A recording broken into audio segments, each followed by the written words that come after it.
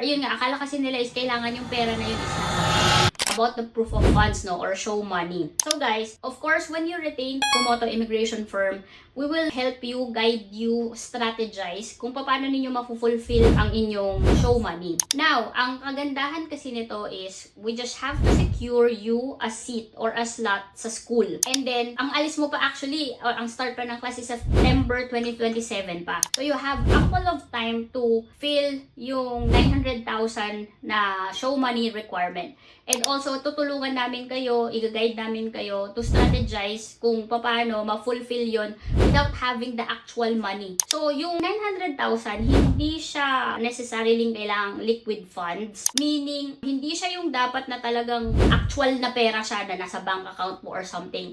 Marami tayong ibang paraan na pwedeng gawin or gamitin para lumabas as show money mo. And at the same time, Kikumoto Immigration Firm is a merchant of one of the established bank in the Philippines. Bank po talaga siya, hindi po siya financial institution lang or mga rural bank or whatsoever. Merchant po tayo doon, so po pwede pong mag-take ng loan para siyang good as car loan.